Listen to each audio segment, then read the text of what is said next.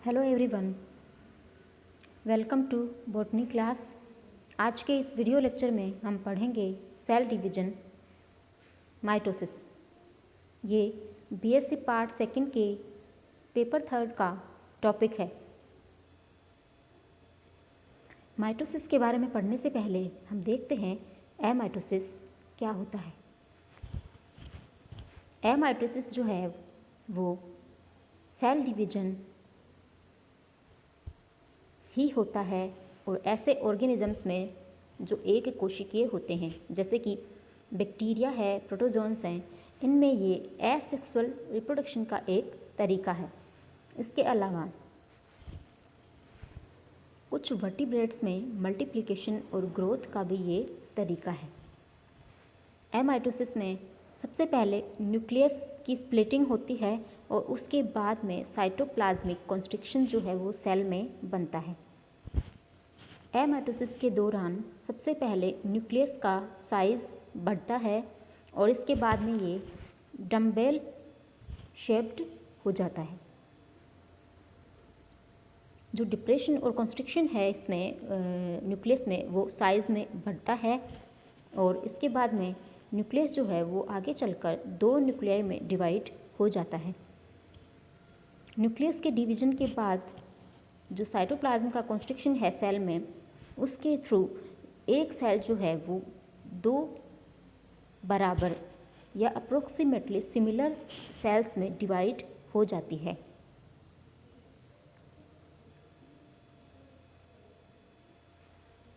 यहाँ पे आप डायग्राम में भी देख सकते हैं, ये न्यूक्लियस है और इसके अंदर की तरफ न्यूक्लियोलस प्रेजेंट है। यहाँ पे जो न्यूक्लियस है वो डम्बेल शेप्ड हो गया है। इसके बाद में इसका जो साइज है वो बढ़ रहा है और साथ में ही जो साइटोप्लाज्म है उसका कॉन्स्ट्रिक्शन भी आप यहाँ पे देख सकते हैं। और फाइनली न्यूक्लियस दो न्यूक्लियाई में डिवाइड हो जाता है और साइटोप्लाज्मिक कॉन्स्ट्रिक्शन के द्वारा दो डॉटर सेल्स का फॉर्मेशन हो जाता है।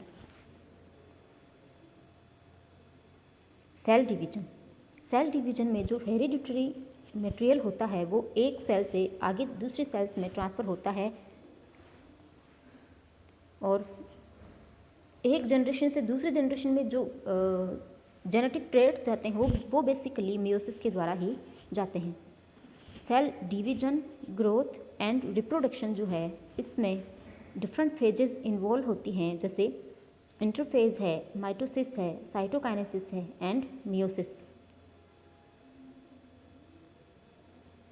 सेल डिवीजन में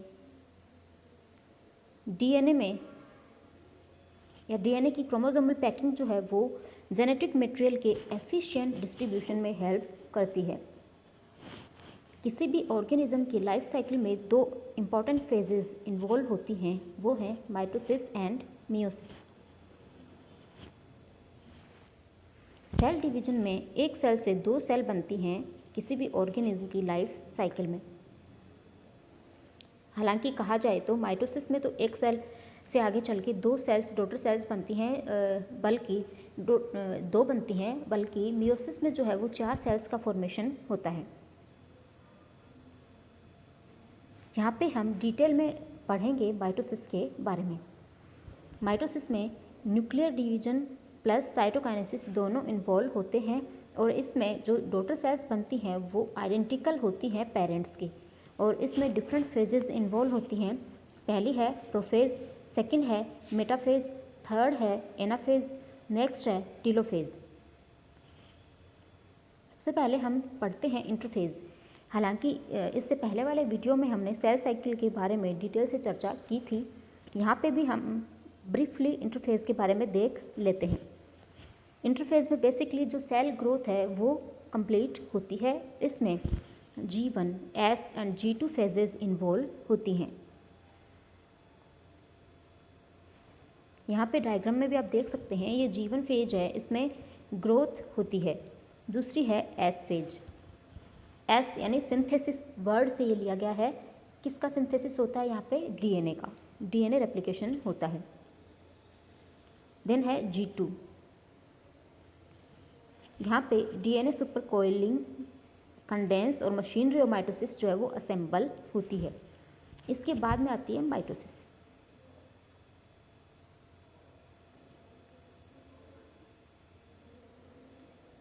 इंटरफेज में जैसा कि हमें देखा 3 फेजेज हैं और इसमें होता क्या है,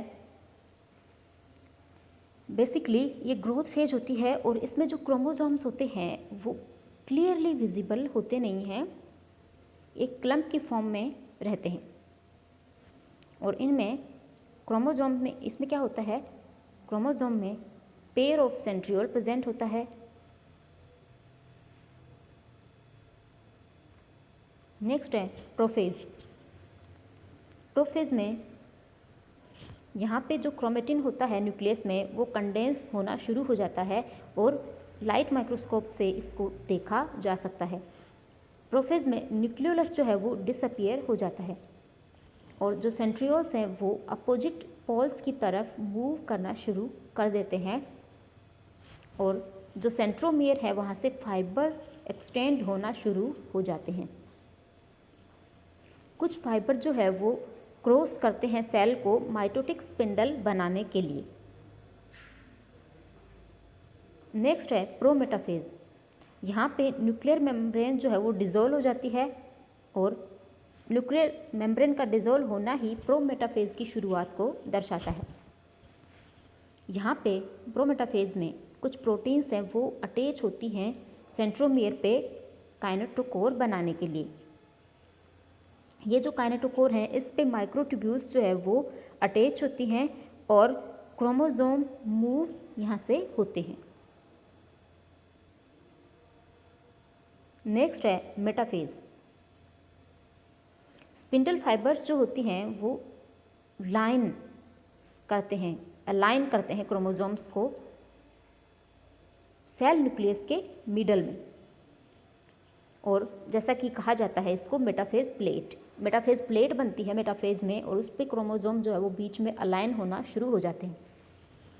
पोलर माइक्रोट्यूब्यूल्स जो हैं वो एक्सटेंड होती हैं पोल से इक्वेटर की तरफ और काइनेटोकोर माइक्रोट्यूब्यूल्स जो हैं वो एक्सटेंड होती हैं पोल से काइनेटोकोर्स की तरफ। ये जो ऑर्गेनाइजेशन है ये हेल्प करता है नेक्स्ट फेज के लिए। नेक्स्ट फेज में क्रोमोसोम क्या होंगे, एनाफेज में सेपरेट होते हैं। तो यानी यहाँ पे जो मेटाफेज प्लेट बनती है वो नेक्स्ट फेज के लिए इम्पोर्टेंट होती है। नेक्स्ट फेज है एनाफेज। हमने देखा मेटाफेज में जो क्रोमोसोम है वो बीच में अलाइन हो जाते हैं मेटाफेज प्लेट पे और एनाफेज में ये जो पेयर्ड क्रोमोसोम है ये सेपरेट होना शुरू करते हैं काइनेटोकोर पर से और अपोजिट पोल्स की तरफ मूव करते हैं। ये जो क्रोमोसोम है जो कि पोल्स की तरफ पुल किए जाते हैं, खींचे जाते हैं, ये काइनेटोकोर माइक्रोट्यूब्यूल्स के द्वारा पुल किए जाते हैं और एक वी शेप बनाते हैं। यहाँ पे आप इमेज में भी देख सकते हैं ये क्रोमोसोम्स जो हैं ये पोल्स की तरफ मूव करना शुरू हो गए हैं। यहाँ पे जो मोशन और गति होती है वो काइनेटोकोर जो हैं उनके मूवमेंट के कारण होती है और साथ में जो स्पिंडल माइक्रोट्यूब्यूल्स हैं और पोलर माइक्रोट्यूब्यूल्स हैं उनके कारण भी ये मूवमेंट होता है। यानी ये सब सम्मिलित रूप से हेल्प करते हैं मूवमेंट में क्रोमोसोम्स के। नेक्स्ट है टीलोफेज। यहाँ पे क्रोमेटिड्स जो है वो अपोजिट पोल्स पे पहुँच जाते हैं और जो डॉटर न्यूक्लियाई बन रहे हैं उनके बाहर की तरफ नई मेम्ब्रेन बनना शुरू हो जाती है। इमेज में आप देख सकते हैं यहाँ पे 2 सेल बनना शुरू हो गई है और क्रोमोसोम्स जो होते हैं वो डिस्पर्स हो जाते हैं और इनको वो विजिबल नहीं होते हैं लाइट माइक्रोस्कोप में। जो स्पिंडल फाइबर्स हैं वो भी डिस्पर्स हो जाते हैं और जो साइटोकाइनेसिस फेज है वो शुरू हो जाती है, यानी कि 2 सेल का बनना। साइटोकाइनेसिस में आप देख सकते हैं यहाँ पे 2 सेल का फॉर्मेशन हो गया है। एनिमल सेल्स में साइटोकाइनेसिस जो है तब होता है जब fibre ring composed of a protein called actin around the center of the cell ये कॉन्ट्रैक्ट होती है pinching the cell into 2 daughter cells each with 1 nucleus। लेकिन प्लांट सेल में क्या होता है, नई सेल वॉल का सिंथेसिस होता है डॉटर सेल्स के बीच में rather than cleavage furrow in cytoplasm. कहने का मतलब है एनिमल सेल्स में दो सेल के बीच में क्लीवेज फरो बनती है, जबकि प्लांट सेल्स में एक सेल प्लेट बनती है दो डॉटर सेल्स के बीच में।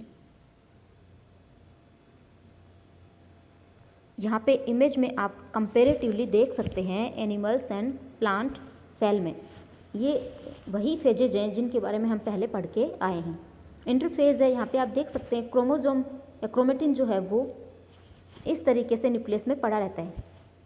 अर्ली प्रोफेज जो है यहाँ पे आप देखिए न्यूक्लियर एनवेलप जो है वो डिसअपियर होना शुरू हो जाता है और न्यूक्लियोलस डिसअपियर हो जाता है। लॉन्ग फाइबर जो है क्रोमेटिन के वो इविडेंट होते हैं begin to condense visible chromosomes. इसके बाद में है लेट प्रोफेज।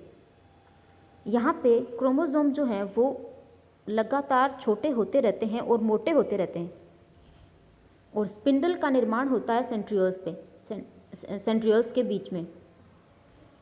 देन मेटाफेज आती है। मेटाफेज में हमने देखा, यहाँ पे आप डायग्राम में भी देख सकते हैं, जो क्रोमोसोम है मेटाफेज प्लेट बनती है, उस पे बीच में अरेंज होते हैं।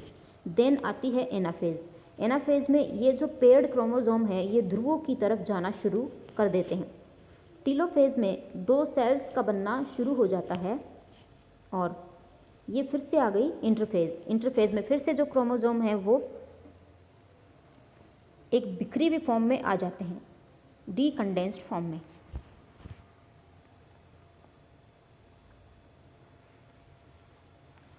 Thank you so much.